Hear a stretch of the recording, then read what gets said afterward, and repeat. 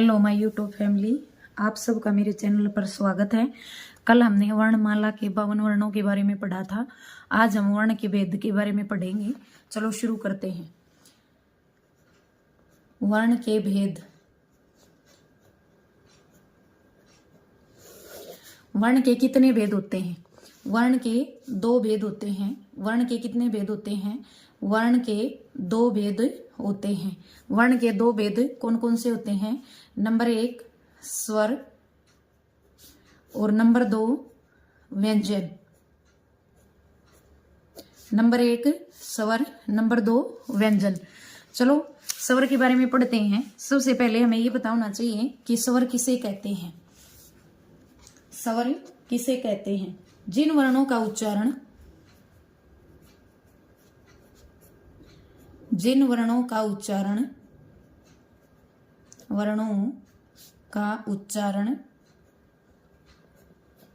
किसी अन्य वर्ण की सहायता के बिना किया जाता है,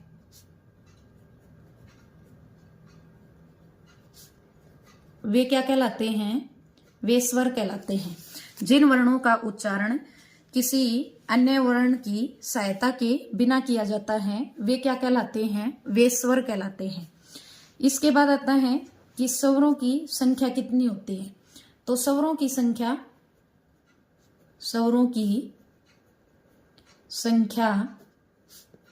11 होती है। स्वरों की संख्या कितनी होती है? 11 होती है। कौन कौन से हैं? ए, आ, ई, ऊ, री, ए, ऐ, ओ, औ।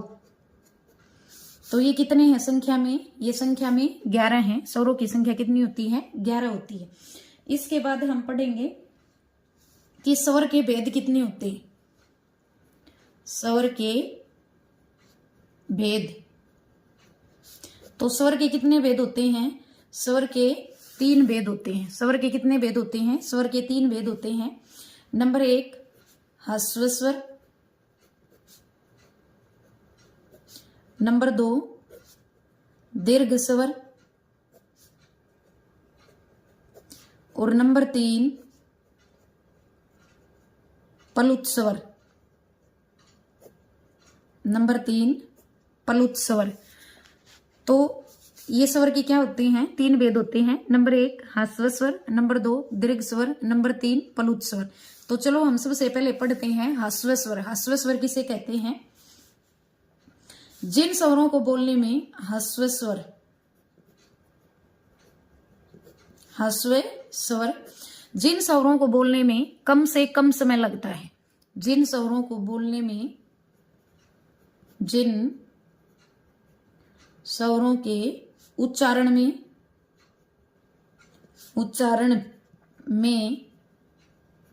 कम से कम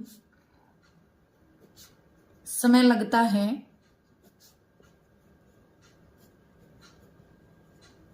उनको हम क्या कहेंगे? उनको हम ह्रस्व स्वर कहेंगे। फिर इसके बाद आता है, या ये भी बोल सकते हैं, जिन स्वरों को बोलने में 1 मात्रा का समय लगता है। किसका लगता है? 1 मात्रा का समय लगता है, उनको हम क्या कहेंगे? उनको हम ह्रस्व स्वर कहेंगे। अब ह्रस्व स्वर संख्या में कितने होते हैं? 4 होते हैं। ह्रस्व स्वर संख्या में कितने होते हैं? 4 होते हैं। कौन कौन से हैं? ए, ई, ऊ, री।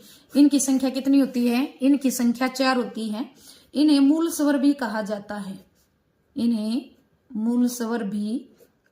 जाता है। मैं आपको बता दूं कि इन्हें मूल स्वर क्यों कहा जाता है, क्योंकि बाकी जितने जो स्वर है ना वो इन्हीं स्वरों से मिलकर क्या होते हैं, बनते हैं, तो इसलिए इनको क्या कहा जाता है, मूल स्वर कहा जाता है। उसके बाद है नंबर 2 दीर्घ स्वर। दीर्घ स्वर जिन स्वरों का उच्चारण करने में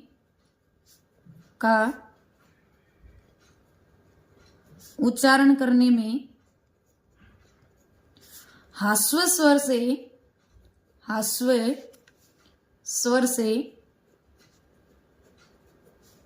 2 गुना समय लगता है। कितना समय लगता है, 2 गुना समय लगता है, उनको हम क्या कहेंगे, दीर्घ स्वर कहेंगे। दीर्घ स्वर संख्या में 7 हैं। दीर्घ स्वरों की संख्या 7 होती है। कितनी होती हैं, 7 होती हैं। कौन कौन से हैं, आ, ई, उ, ए, आई, ओ, औ। ठीक है, ये संख्या में कितने होते हैं, ये संख्या में 7 होते हैं दीर्घ स्वर। अब ये जो 7 दीर्घ स्वर हैं इनमें कुछ सजातीय स्वर होते हैं और कुछ क्या होते हैं, विजातीय स्वर होते हैं। तो चलो हम पढ़ते हैं सजातीय स्वर कौन कौन से होते हैं। सजातीय स्वर मैं आपको बता दूं, स का मतलब होता है समान, जातीय मतलब जाति से या वर्ण से, जो समान वर्णों से बनते हैं या जो समान जाति से बनते हैं उनको हम क्या कहेंगे, सजातीय स्वर कहेंगे। या बोल सकते हैं जो स्वर एक जैसे स्वरों से मिलकर बने हैं, बिल्कुल समान स्वरों से मिलकर बने हैं, उनको हम क्या कहेंगे, सजातीय स्वर कहेंगे। जैसे सजातीय स्वर कौन कौन से हैं, जैसे हैं ए प्लस ए, आ, उसके बाद है उ प्लस उ, उसके बाद क्या है ई प्लस, सजातीय स्वर ए प्लस ए क्या है, आ, उ प्लस उ क्या है, उ, ई प्लस ई, ई। तो ये जो तीनों हैं ये क्या हैं, ये सजातीय स्वर हैं। ये तीनों जो हैं वो क्या हैं, वो सजातीय स्वर हैं, एक जैसी जाति से मिलके बने हैं। उसके बाद है विजातीय स्वर। वी का मतलब होता है पराया। जो स्वर 2 अलग अलग स्वरों से मिलके बने होते हैं उनको हम क्या कहेंगे, विजातीय स्वर कहेंगे। जैसे है ए प्लस ई से मिलके क्या बनता है, ए प्लस ए से मिलके क्या बनता है, आई। फिर उसके बाद है ए प्लस उ, इससे मिलके बनता है ओ, और ए प्लस ओ, ए प्लस ओ, इससे मिलके क्या बनता है, औ बनता है। तो ये क्या कहेंगे, विजातीय स्वर कहेंगे। मैं आपको यहां बता दूं कि दीर्घ जो स्वर हैं उनको संधि स्वर भी कहा जाता है। दीर्घ स्वर का दूसरा नाम क्या है, उनको संधि स्वर भी कहा जाता है, संधि स्वर भी कहा जाता है, और संयुक्त स्वर भी कहा जाता है। इनको क्या कहा जाता है, संयुक्त स्वर भी कहा जाता है। सजातीय जो स्वर हैं उनको सवर्ण भी कहा जाता है, और विजातीय जो हैं उनको अवर्ण भी कहा जाता है। क्या कहा जाता है, उनको अवर्ण भी कहा जाता है। इसके बाद आता है हमारा प्लुत स्वर नंबर 3।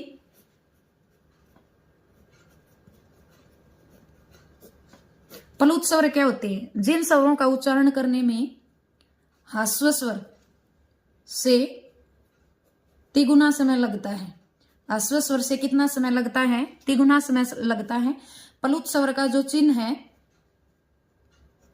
प्लुत स्वर का जो चिन्ह है वो ये होता है, ठीक है, क्या होता है, वो ये होता है, इसका